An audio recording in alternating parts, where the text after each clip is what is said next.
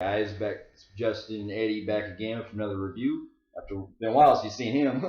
Yeah. We went and seen Spectre last weekend, and new James Bond movie that just came out, and been looking forward to this movie a while because I'm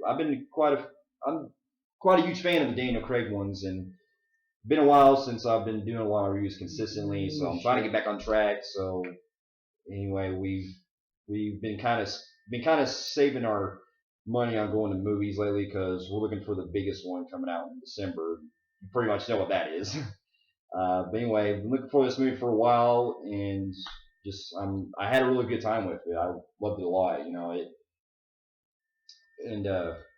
Pretty much if you like James Bond films, if you grew up with James Bond films, you'll give this one a try. And it really, I mean, it's not as good as probably like Skyfall, because Skyfall was a damn fucking good one. Yeah. And yes, Skyfall's my favorite Bond series. Yeah, Still.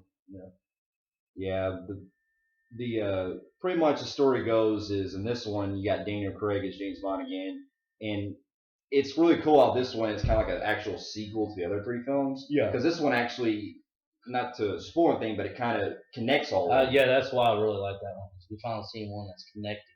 And they all somewhat do. A lot of them in the past, even though with the same actor as playing James Bond, a lot of the times they do not connect. They try to pretty much, one after another. They did originally, like, it's not really a storyline. Not all of them, I'm just saying. Some James Bonds who came back, did another James Bond, did another movie, they pretty much kind of just went on film. Yeah. Kind of feel to it. That's how it really was. This one feels like they're actually trying to make a whole connection. We can really think a lot with, even though not a good movie, Quantum of Solace did that. That was the first one that came out where it was actually going to be a direct sequel to the first one. Yeah. As far as that kind of storyline where it's picking up directly where the last one left off. I originally had skeptical about Daniel Craig when he first played James Bond because honestly I grew up with the Pierce Brosnan ones back in the '90s, so I mean it really, when it comes to James Bond, you look at those kind of movies where it depends on what era you grew up with. Me, I was always a Pierce Brosnan fan. My dad, he was always into the rock. It was all right for me. But I've never been a big James Bond fanatic. I just watched them as they were on TV. Daniel Craig one, I gave it a shot when I watched Casino Royale, and I was like, you know what? I kind of starting to like this James Bond thing. Yeah, I might want to go back and watch the other ones. That's when I started borrowing from you. I've seen some way back when Jaws was in it. That one, the plane dude. Oh yeah, the man with the golden gun. Yeah, that one. But Casino Royale wanted me to actually get into it because I enjoyed it, and then that's when I started watching Daniel Craig. And I've watched periodically the other ones who've done it too. I think I'm usually an old school guy, but with James Bond, I gotta say that I'm big on Daniel Craig. Yeah, I can say that for one thing, Daniel Craig is one of those guys who made Bond like you could buy him as a realistic guy. Yeah. A guy who is actually, really getting hurt, but he's got a dark side to him. Don't you kind of feel a lot of them can? All right, a lot of the past ones could feel kind of like not realistic, but this feels like the Dark Knight trilogy pack of the James Bonds. Yeah, it feels like a Nolan darkness to it. It does. I can say that the most with at least Casino Royale and Skyfall. Both movies had that feel like you're seeing a guy who's actually doing shit that you could buy realistically. And he's vulnerable. He's vulnerable. But also, it's the first time you actually see James Bond actually look at himself and what he does, because he's not just doing his typical spy. He's a fucking assassin. Not to mention, I think, correct me if I'm wrong, but I think this was the first time that we've seen an actual James Bond films and Casino Royale we actually watched Daniel Craig die. Yes, James Bond actually dies. He gets his heart poisoned, and that was and correct me if I'm wrong, they might have done it in the older films, but this is the one where, because Casino Royale is more or less a reboot of the franchise, but we'll get into this later. Like going to the Pierce, they kind of go away with the whole realistic thing. They just feel like an action pack. Well, I would say GoldenEye is probably the closest one, because that one at least you can buy a lot of shit that he would do. Because in that one, you still had him fighting against people that were during that Cold War era and shit. Yeah. and also like the kind of situations. I just felt like they were just action-packed films. They were. They were good, 90s. You got the 90s feel to them. Yeah. Back in the day, that's how we used to love movies, just action-packed. That was all. We kind of grew in the new decade where we're kind of more story-driven.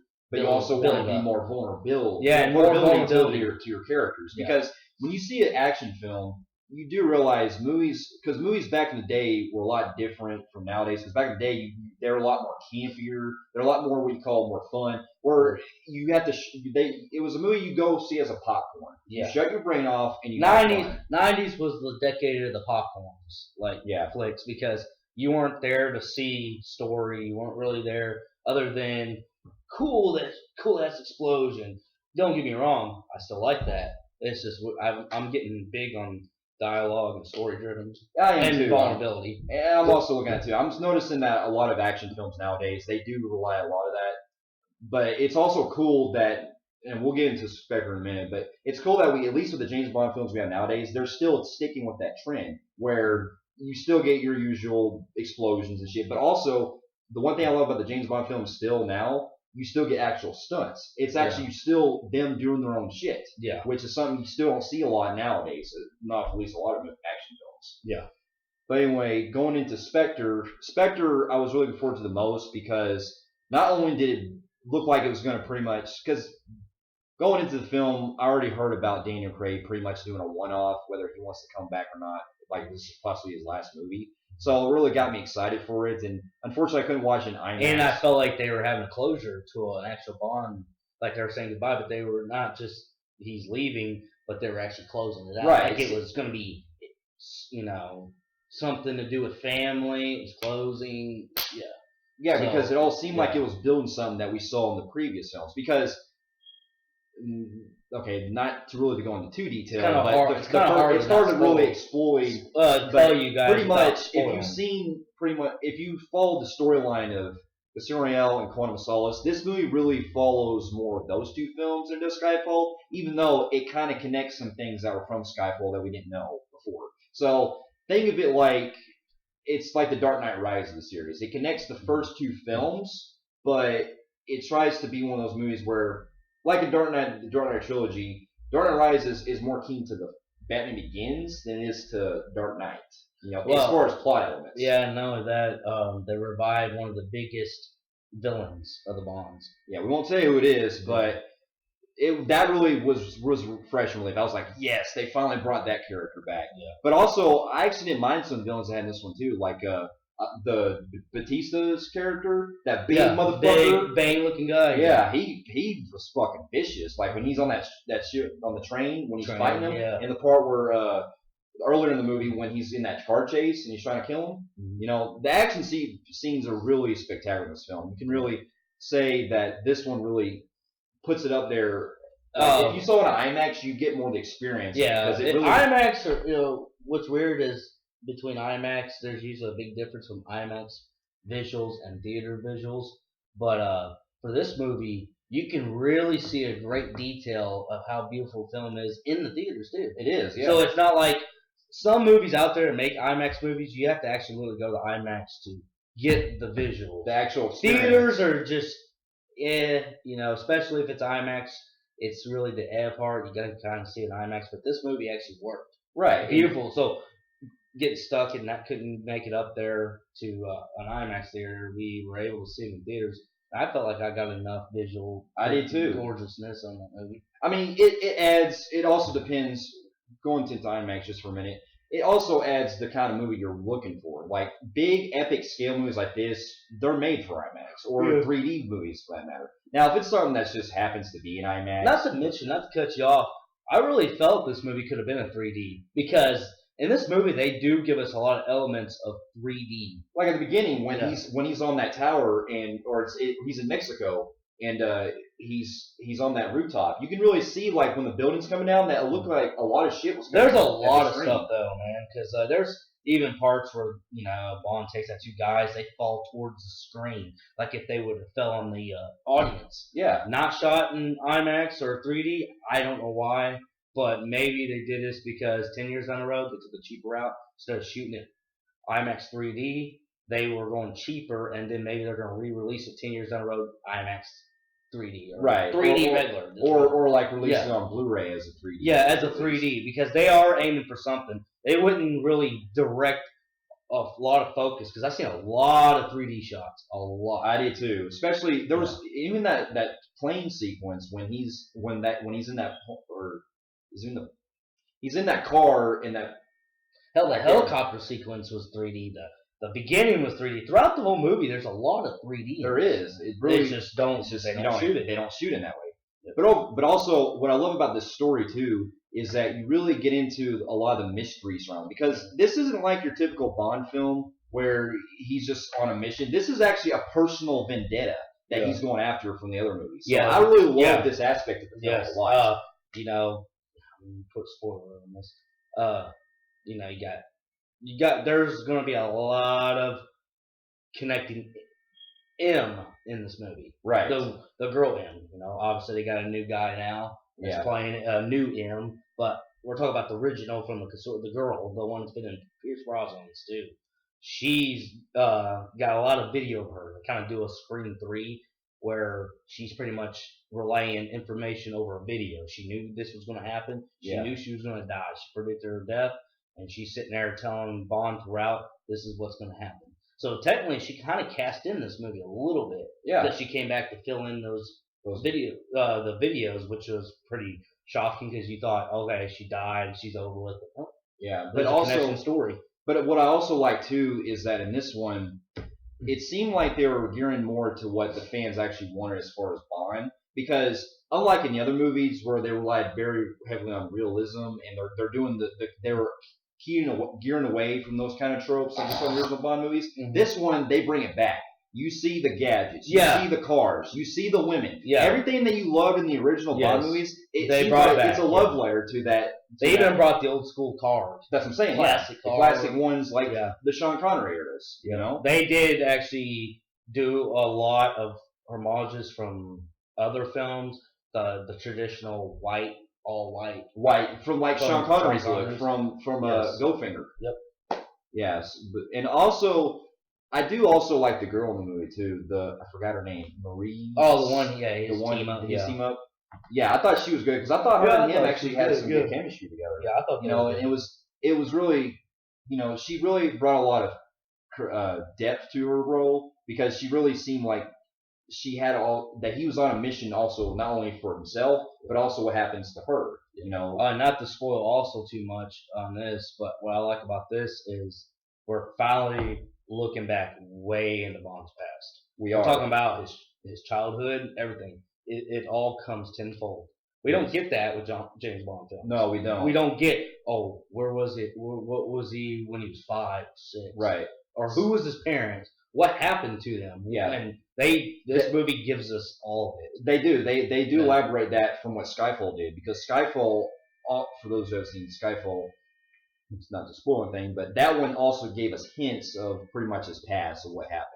Yeah. So that was really cool. Yeah, and this one went big time deep. Yeah. Because, another spoiler, there's connections to who the villain is in his past. Yes.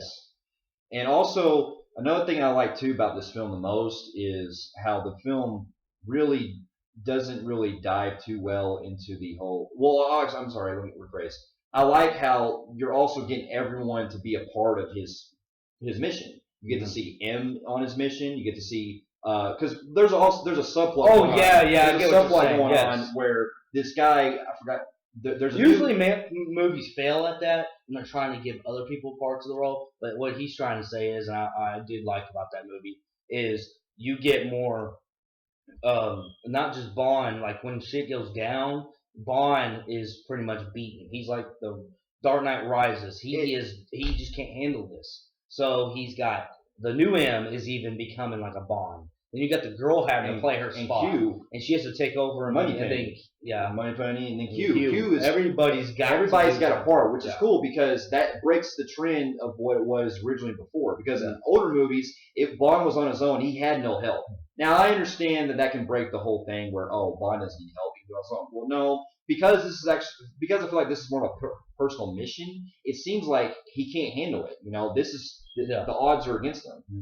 And we see, I'm not going to spoil the scene, we actually see a brutal scene that happens in Bond. Yeah, It's pretty much his version of getting, boom, what Bane did in Dark Knight Rises. Yeah. It's pretty much it's not that, it's just, you feel the see defeat. You feel the brutalness. Yeah, like you feel the pain that he goes through. Yeah, and you feel him horribly humiliated by the villain. So that was pretty good. Now on to well, also I'll do like the music too. Yeah, the music. I actually did like that opening, really good. That was a pretty especially good. But as far as direction too, the opening scene alone is probably one of my favorite parts because it's a whole long take where Bond is going with the girl to this motel room, and it just stays in that shot throughout the entire scene until he goes to that rooftop. I'm like, that is fucking good filmmaking. And going towards the end, what I like about it, if Daniel Craig doesn't come back, I hope he does.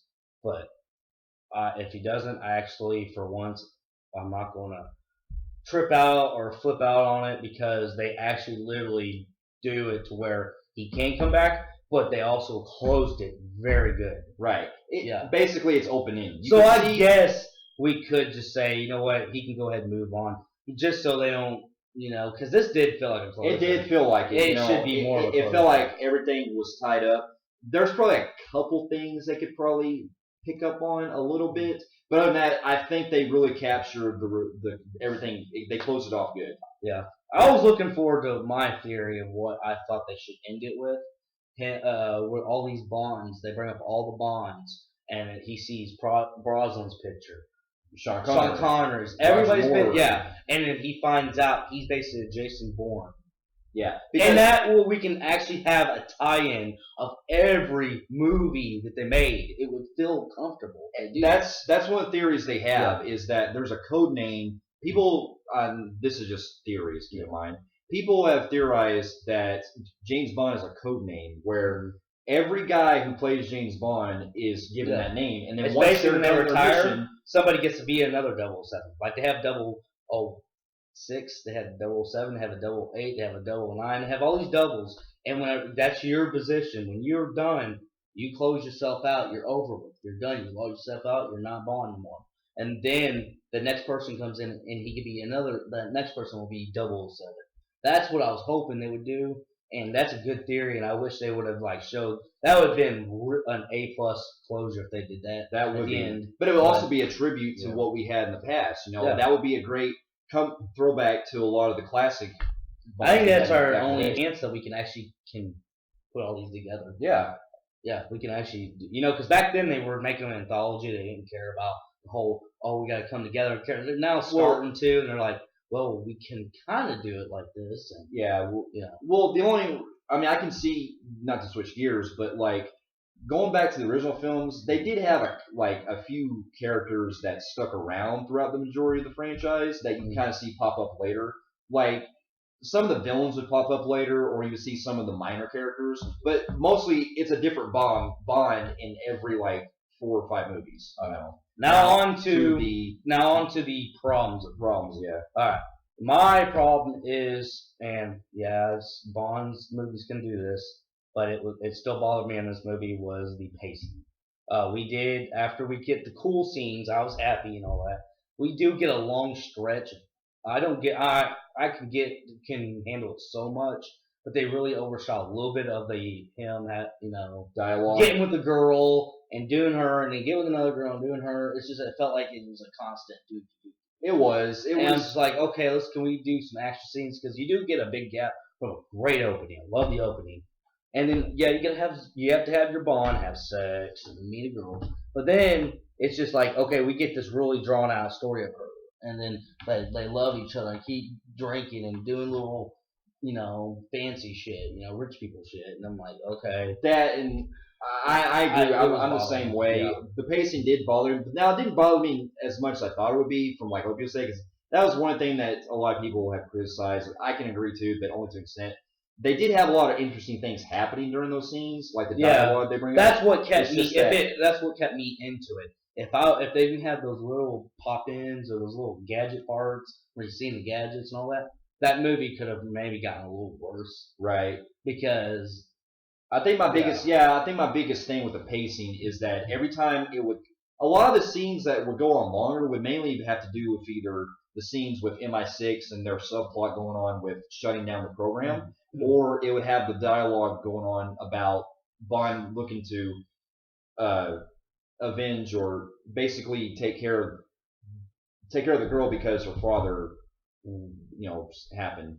But anyway, what's the my other biggest problem? problem with the film overall, well, biggest thing is I love the guy, I really do, but I like what they did with the character. But I did have a little problem with Christoph Waltz as the villain because I love him playing him and he did a good job. It's just that his character seemed like he's kind of not really doesn't have a lot of screen time. He's very Oh he's yeah, kind of shoehorned in. that I gotta agree. We really do not get that until about later in the film. three and a half fours of the whole movie. Like we get them pretty much.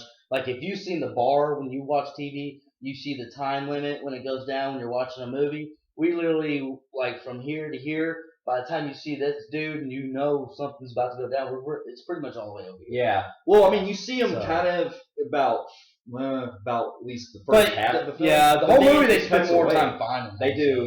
But I like that. I like the build up they do, the mystery. It's just that the payoff is my biggest problem with this film because the whole final third act, great, well action done, great. Yeah, it's well done. It's well shot. It's just that it didn't really get that vibe like I thought it would. Yeah, the final act, the one where he saves the girl, has to fight the villain last time. Right. He was just pretty much going.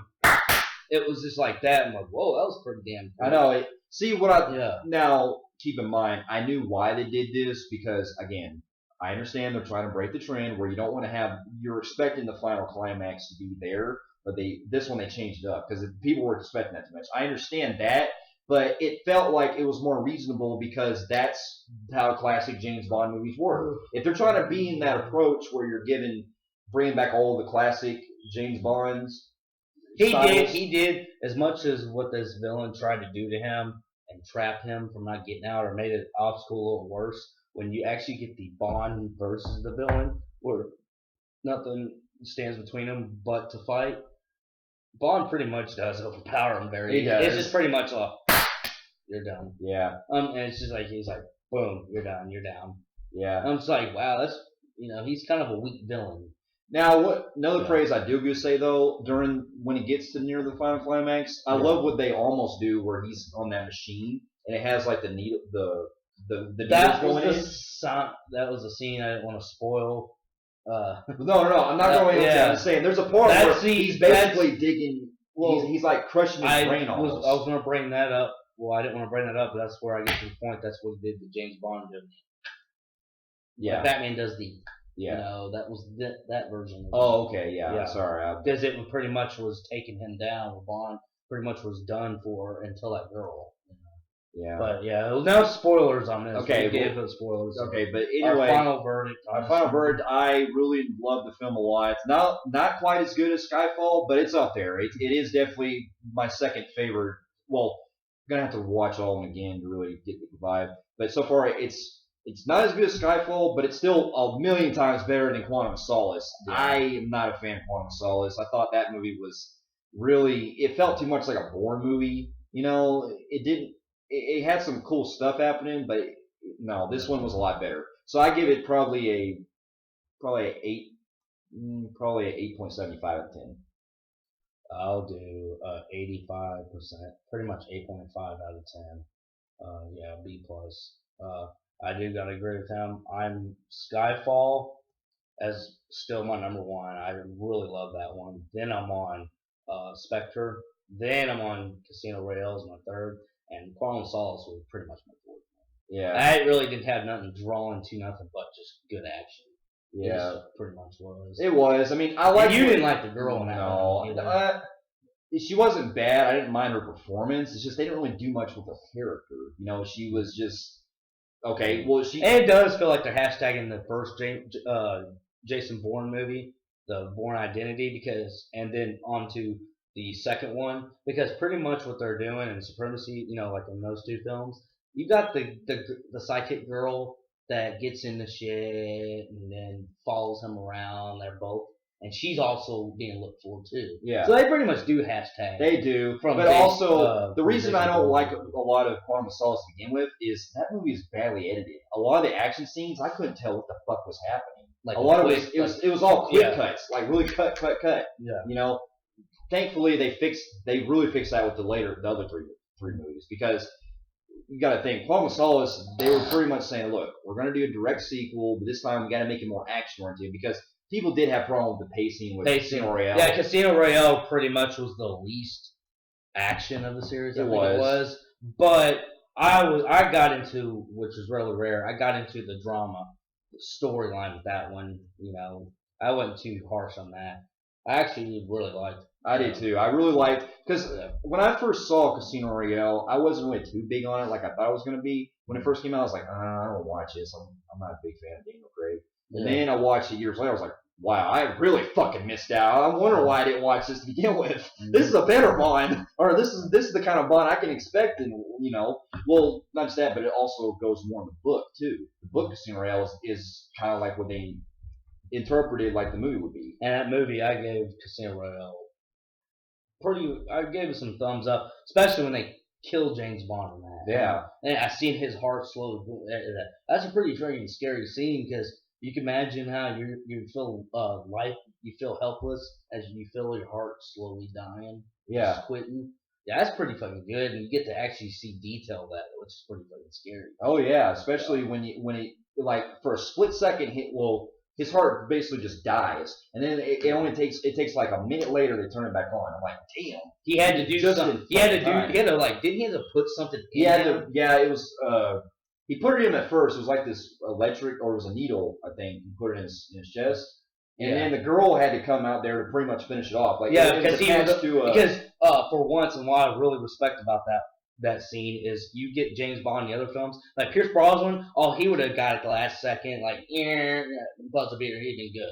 But this one they do more realistic. Well, what if we do something realistic? Because not all of us could have done what he did at the last week. Some of us could have done exactly what happened. He was late. Yeah. You know, you don't always get there at the last second. They do that in a lot of hashtag action films, which kind of bothers me, because it seems like everybody's a superhero. They're all Superman, but you get that where he's going to get it in him. He'll be good. He won't die. And then you see him just fall over and die. And holy shit.